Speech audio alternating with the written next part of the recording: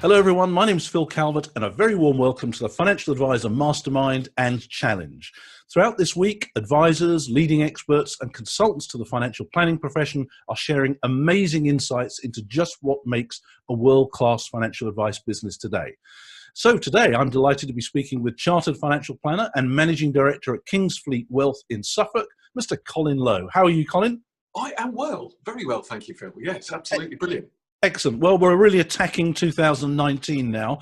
Really pleased that you're able to join me on this. So thanks very much indeed.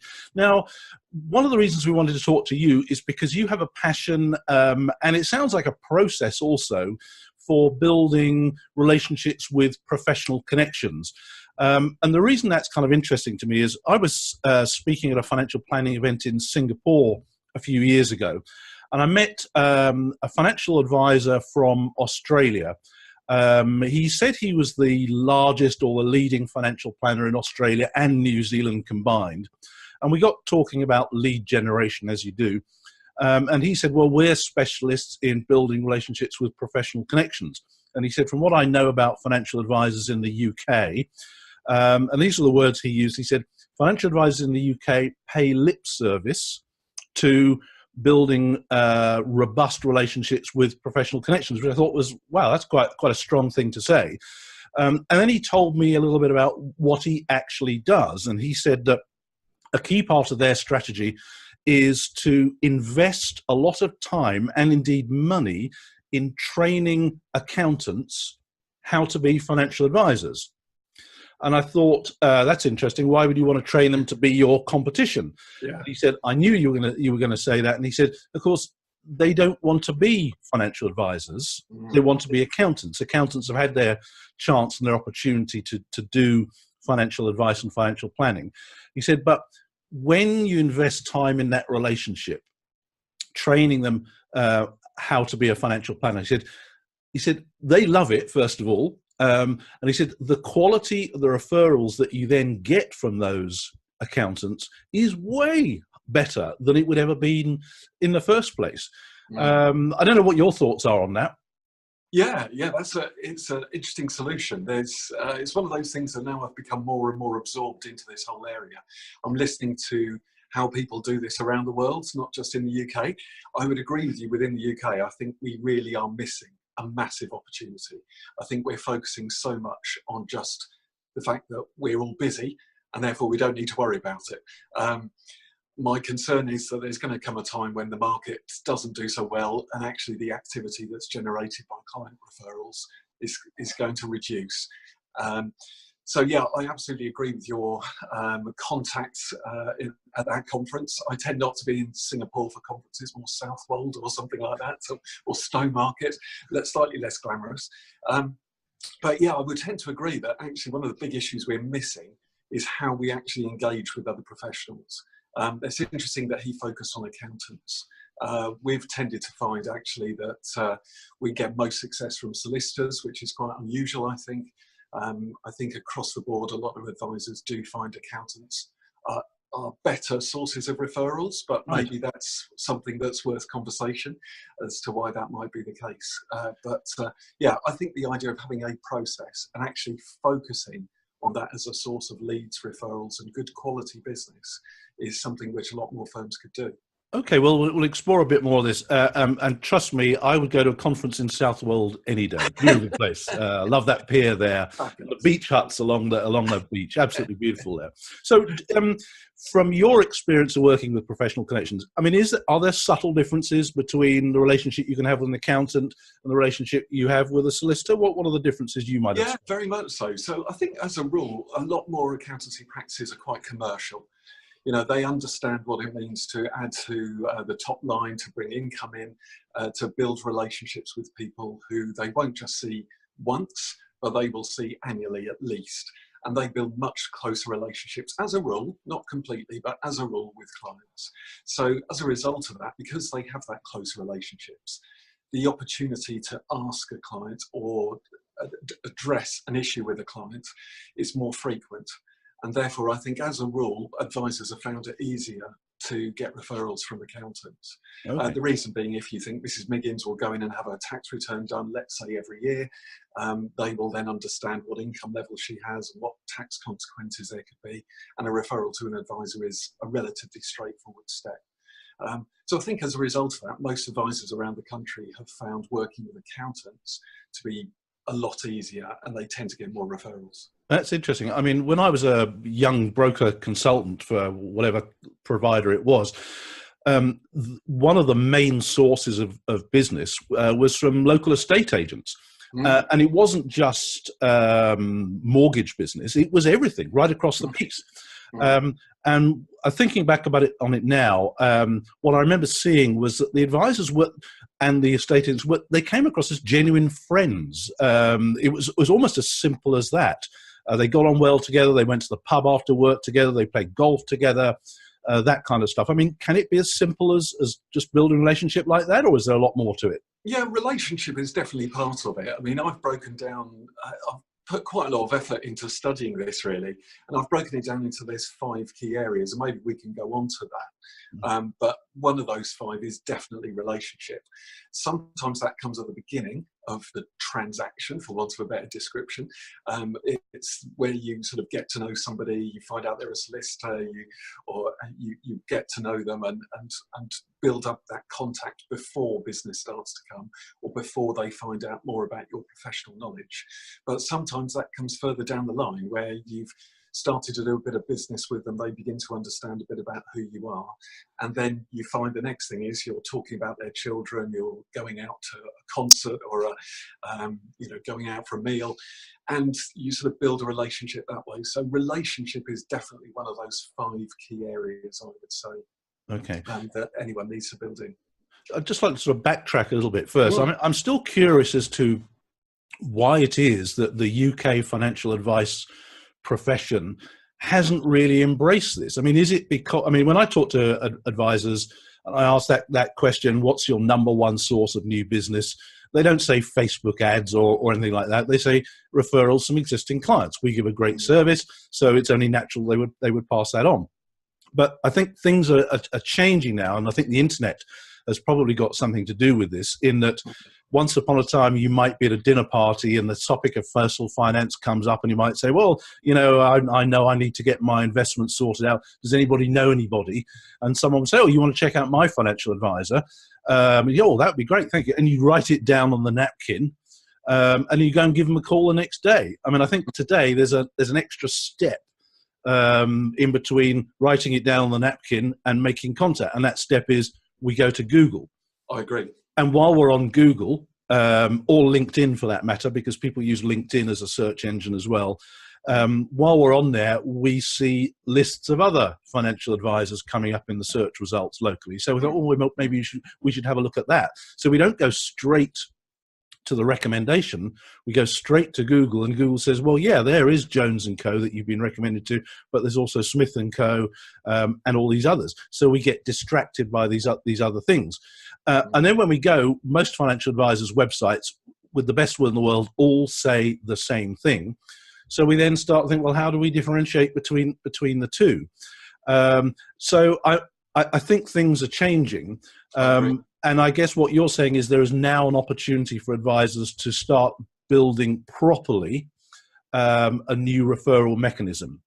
Now, you said there's 5 kind of steps. Can you sort of talk us through how that works? I will come on to those 5. I think actually I'll just add to what you've just been saying, because I think 20, 30 years ago, individuals did, let's use that generic phrase, go down the pub, talk to their best mate. Their best mate would say, I use Joe Bloggs and he's great. They have fewer people who they are close to now. I think the way that we work as a society is that we are much more engaged online, but less so face-to-face with people. Yep. So as a result, we have fewer people who we genuinely trust, and especially trust with money. So it's not often that we would be talking to our neighbour to say, oh, I've just inherited £200,000. It just won't happen. You wouldn't tell your neighbour that that's the case. Okay. Neither would you probably tell your best friend or someone at work, because there would be and especially in an area that we work in Suffolk, people consider things like wealth to be very private. Mm. So they tend not to talk to friends. So the people they do tend to talk to are their professional relationships. And if you think that most people are dealing with professionals at the point at which there is a financial issue involved, for example, receiving an inheritance, talking about inheritance tax planning, going through divorce, all of those contact points, they have the ear of someone who is a specialist, not the friend down the pub. So it's likely to be that specialist that they can rely on more than their next door neighbour. So I think the days of getting referrals from individuals is definitely reducing. And I think it's happening at exactly the same time when more people are engaging with other professionals. That's really interesting you should say that, because I've seen practical experience of that recently. My mother lives in Suffolk, not a million miles from you. She got the proceeds of her late husband's business, and it was sitting in the bank. And she gets a phone call from the bank saying that they think there's a fraud in her branch, and she needs to move the money. Yeah, guess what? It wasn't the bank phoning, and she's been defrauded out of basically a huge amount of money. But the simple fact was because the phone call came from a bank that she has banked with since the early 1950s. She felt inclined to, well, yes, of course, whatever you say, sir. Yeah, it makes you mad, doesn't it? Yeah, something very similar has happened to someone close to me. So yeah, it's those sorts of things are awful, and people are still looking for someone they can trust to talk to about these things, which is critical. And yeah, it happens to be that if you're trusting a professional for your divorce advice, or for your inheritance tax planning, or writing your will, or receiving probate, if you are trusting them, then it's a very easy step to then say, who do I talk to about this money? Who do I talk to about this pension sharing? Who do I talk to?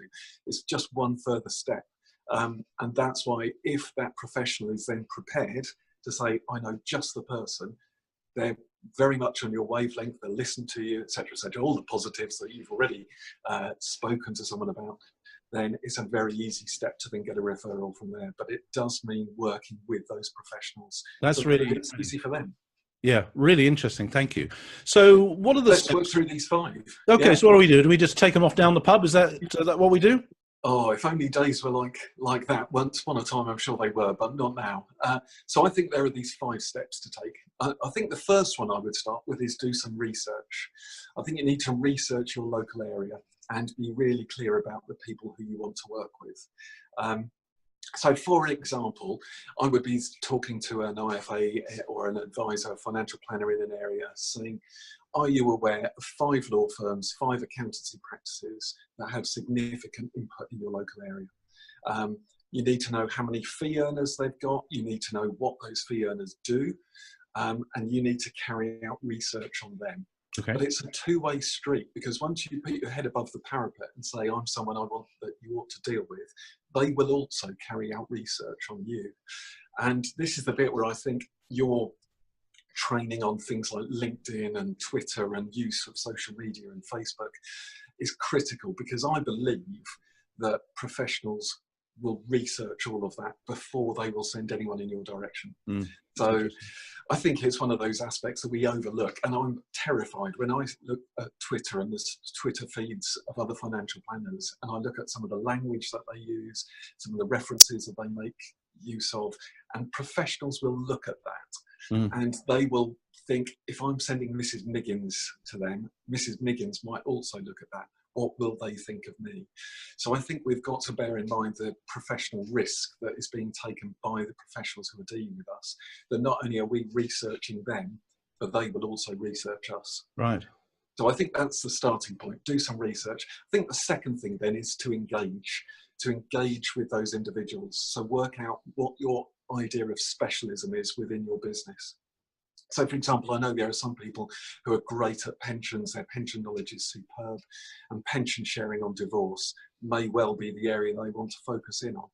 Well, if that's what they want to focus on, then doing probate work is not really going to be of great benefit. Working on divorce work and engaging with divorce lawyers, joining networking groups that they will attend is really the place to be. And we'll talk about that in a second, because they need to really focus on the area that works best for them within that. Okay. So I think research engagement, then you need to be the favoured advisor. I think you've got to get to a position where they will shortlist you. Now, one of the things we haven't referred to yet is in 2013, I did a master's degree with the Manchester Metropolitan University. And for my dissertation, I studied this whole area of why do professionals refer to financial planners. And we carried out loads of research on this. I was able to email and get feedback from lots of people. I did interviews with partners of law firms and accountancy practices. And one of the things that was quite apparent is that very few firms actually have a narrow number of advisors who they deal with. We may have this perception that firms have excluded lots of other people and they'll only work with Fred because he's doing this and John because he's a member of the golf club and so on. Very few firms, as firms, actually have a select number of advisors who they deal with. At the moment, it is still very much driven by each fee earner. Yeah. So the key step there is to become a favoured referral source, a referral recipient, of a fee earner in the area that you want to work in. So do the research, engage, become a favoured recipient, and then educate. Educate by return. Okay. So my issue here is that so often we assume they know more than we do. Well, actually, they don't. So, you know, in areas like financial planning, it's amazing what we know that they don't. So I'll give you an example. A chartered accountant came to us once and said, I've got an issue with inheritance tax on my own affairs. I don't know what I can possibly do about it. Could you look at all sorts of... So we put this great plan together that involved using EISs and business property relief and all sorts of things. When it came to it, the bit that he bought and said, that is great, why didn't I think of that, was the fact he could make regular gifts out of his excess income.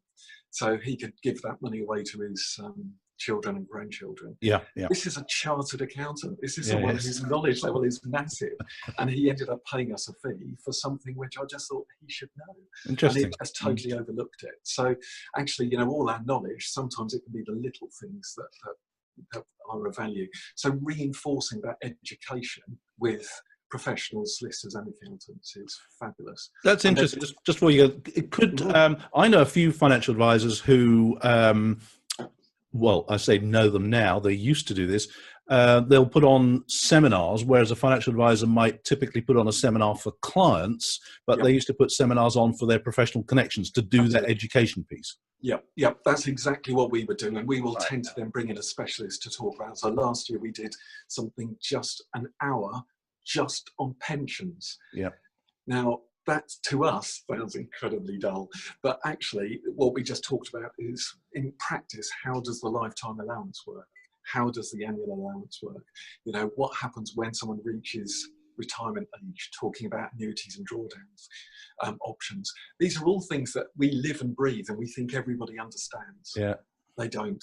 And to just go back to basics sometimes and educate is just incredibly powerful. Yeah. So that's the fourth step. The fifth one then is to actually build a relationship one-to-one with people. So you may have already sort of engaged with an individual, but for example, you know, one of my best referrers, I took her to Texas a couple of years ago. It was actually to see Texas, the group. I have three options there. Yeah, you might have been thinking of a DIY store, but that's long gone. So, but actually, her and her husband and my wife and I have now got, you know, we get on fabulously well. We just talk about stuff. We talk about our kids, and you know, it's now a relationship that's beyond business, but obviously we still do a huge amount of work between us. So those sorts of arrangements are where we then need to be. Now, I'm not sure that those five are always in that order. I'm not sure that research, engagement, favoured advisor, education and relationship is always in that order. But if you've noticed, those five letters spell refer, and that's how I sort of keep a mnemonic in my mind. Yeah. And if we can do all of those five, then I think that the icing on the cake is business, and that's what comes out of all of that. So if to sort of boil it down a bit, so out of that process there. If an advisor was thinking, yeah, I've really got to start getting my heads around this, what one thing should they start doing today if they want to start taking relationships with professional connections more seriously? So let's set that as our challenge, if that's the right. Yeah, fantastic. So just to say what we're doing, great to hear from you today. Thank you so much. It's really valuable. But we're also asking each presenter just to set a little challenge for advisors to help them go down the road, because this is great content, but unless you act on it, it'll never be of any use to you at all. So how do we get people to act on this, and what would you challenge our viewers to do, Colin? Yeah, so I would say very simply, establish in your local area 5 law firms and 5 accountancy practices that are key influencers in the area. Yeah. Just find those out, and then I would probably set a second sub-challenge. Yep. Is to, within that, find those people who are working in the areas that you most want to work in. Now, that might be working on private client work and dealing with probate. It might be dealing with divorce work and pension sharing. Whatever your particular focus is, if you're a life planner and you want to get alongside people, look at from a divorce perspective, that could be a great opportunity. Sitting down with people who have had a major shake-up in their life and are reassessing where they are. Whatever your area of specialism is as an advisor, look for those firms and those individuals that could be beneficial to you. If you start with that, then at least you've got someone to work on. And how do you recommend actually do that? Obviously, these firms have got websites and there's a certain amount of information on them, but again, most law firms' websites, they all look the same. How do you recommend that you make that initial? Do you literally pick up the phone or send them an email? How would you do that? Yeah. Well, so I'm a great believer in face-to-face, and I think again, as advisor firms, we are losing the skill of networking. And I think we are hiding behind how busy we are. I think we're hiding behind social media doing everything for us, whereas I think social media is a support for us rather than necessarily just an income generator or a business generator. Yeah. So I'm a great believer in shoe leather and networking. So if I go back 9 years to when we started the business, I went to every networking meeting I possibly could. Yeah. So I was sitting next to people who were plumbers and designing websites and all those sorts of things, and very politely having conversations with them. In other words, kissing lots of frogs to find but it was necessary, because what I would do is hone in on the people who were lawyers, hone in on the people who were accountants. And even if they weren't the type of fee earner I wanted to deal with, I was then getting an introduction from them to the people I was looking for. So as an example, I remember going to a networking activity and queuing up for the coffee and chatting to the chap next to me, and he says he's a lawyer, and I'm thinking, fantastic, this is working great. I said, what area of law do you practice? Oh, I deal with insurance companies who handle shipping companies. And I'm thinking, not really a lot of crossover there. So what I just said is that what I'm looking for is people in this area talking about probate, private client work and that sort of thing. He said, oh, you need to meet John. I said, oh really? Does John work with you? Oh, John's great. Let me give you an introduction to him. Sure enough, he goes back to the office, gives John's details. I phone John a couple of days later. John is then expecting me to call. We have a meeting. We've done business ever since. So it's one of those things of just sort of using a step ladder, progress a little bit at a time, meet up with people, and then you can, because I always think unless you meet them, unless you're eyeballing them and they're eyeballing you, you are just another advisor who says you can trust me. That's really interesting. You said something a minute ago which struck me as really interesting about life planners. I mean, life planning is, let's be honest, is still relatively new in the UK. But I see online advisors talking about it all the time. And it hadn't really occurred to me that a relationship with a lawyer or local solicitors could be really valuable in terms of getting more life planning business. Yeah, absolutely. And again, very much so, I would suggest, with lawyers.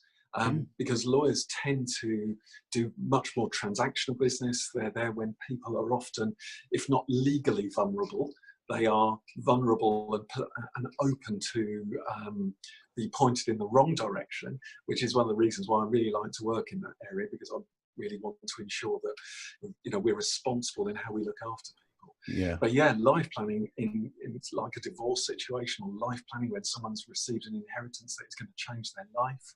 You know, these are great opportunities. Or life planning when someone's writing a will. I mean, the application of that, if that's your area of speciality, it's not mine, but I just think it can make a huge difference. That's interesting. I think amongst many advisors, there's this perception that we build a relationship with solicitors in the hope that we're going to start getting some business. We're not quite sure what that business is going to be, and we may not want some of it, and so we don't want to have to turn it away and this kind of thing. But I guess if we said, okay, well, let's just focus on relationships that could result in life planning business, that could give a nice bit of focus to an advisor. Yeah, absolutely. And if that's something you're really good at and are really passionate about, I think there's huge opportunities there. Yeah. So this has been absolutely fantastic. And I'm asking a question to every one of the financial advisors that I've been interviewing, just to get a sense of how they see the industry and the profession, how it's changed. So here's a question for you. What do you know now as a financial planner that you wish you knew on day one of being a financial planner? So I guess probably what I've realised is that when I was starting out, I thought that people bought into knowledge. In other words, that they would immediately want to hear a breakdown of the most immense detail about why they're investing, what they do, what their outcome is. I think over time, what I've realised that actually what clients are looking for is simplicity. Okay. And what they want is someone who removes all the complication and gives them something that's very clear and simple to understand. An example of that really was just yesterday. I was talking with someone who was just coming up to retirement. They leave their employment in 2 months. We've been dealing with them for several years. And when we got down to it, he said, please just really keep it simple. And I just thought, here's someone who we've worked with for a long time. We've done a really good job on in terms of the value of their assets. It's worked really, really well. But actually what he just wants is someone to make things really simple, to take the difficulty out, to remove the small print, to take away the complexity, and to simply relate to them on the level that they're at and look after them as well as they can. That's really interesting you should say that, because I look at a lot of financial advisors' websites. We do reviews. And one of the things I've noticed on the websites that genuinely come over the best are the ones that have got video testimonials where the clients are saying exactly what you've just said. We work with Sue, or we work with John, and it's an absolute pleasure because they take everything away and they make everything as simple as possible. And they say they're not condescending, but they just keep it simple for us so that we don't have to worry about it. Yeah. Now, I don't think that removes the responsibility on our part to be knowledgeable and to understand the detail, because it's our requirement to interpret that for the client. I say, remember Hitchhiker's Guide to the Galaxy, the Babel fish? I've often said we are the Babel fish to clients, really. Right. You know, that we go in their ear, remove all the noise, and simply interpret the bits they need to know and direct it back to them. So I think that's really what I've learned over 20 odd years. That's really interesting. So we've looked back, and let's just to wrap up, let's look forward a bit. I mentioned right at the start, you know, we have the internet playing its part in how people find, assess, review, refer people. It has a big part to play now. We also hear people talking about robo-advice and so on and so on. How do you see the future of the profession going forward? And by the future, you know, that could be next year, it could be 10 years' time. Is it a rosy picture? Will the internet wipe us all out? Or what are your thoughts on this? Well, who knows? So I guess from where we sit right now, I guess all I would be saying is I think robo-advice has not taken off in the way that people thought. So simply doing things online will appeal to some people, and great. If it does, then they will be finding exactly what they need there. All I think about is the people that I'm dealing with who are referred by lawyers and accountants are generally people for whom that type of facility is totally meaningless. If you are inheriting £250,000 and you've never had any money before of any significance, saying, oh yeah, just go online and sort it all out is terrifying. If you're going through a divorce and your lawyer is saying you are entitled to a half share of your husband's pension, You just need to set up a pension arrangement to deal with it. Where do you start? Yeah, yeah. So I think if you're engaging with people who are at a very vulnerable point in life, robo-advice will not address their issues. I think where the internet and online investments may well interact with advisors, and I hope actually it increasingly does, is a very simple solution for managing investment monies. And there are clients who we all know that something like that could work extremely well. Yeah. So I think there will probably become a much greyer area of interface between online investment solutions and advisors. But yeah. I think at the front end, actually dealing with people, there will be demand for people who are in that very vulnerable point in life. Right. Colin, this has been absolutely fantastic. Thank you so much for your time today. Really appreciate it. You're writing this book now. Do we know when we're going to see it on the shelves? Oh, I wish I probably need to ask my wife, actually, really, as to when I can get some time to complete it. But I've made a start. So it's following this idea. Referrology is what I want to be using. We've set up a website called Referrology, and I'm trying to curate information from life companies, investment houses, as they produce information. So if you know of anything, please, anyone, send it across to me. I'll try and put it on that website and Facebook page so that people are familiar with it. But yeah, it's something that we want to be able to offer to individuals and firms. Yeah, I think to be able to share best practice on building those important relationships is going to be so valuable. So thank you very much indeed. Really appreciate it. So to everyone watching, thank you very much for your time today. We really appreciate you being here. Thanks once again to Colin Low, Chartered Financial Planner at Kingsfleet Wealth in Suffolk.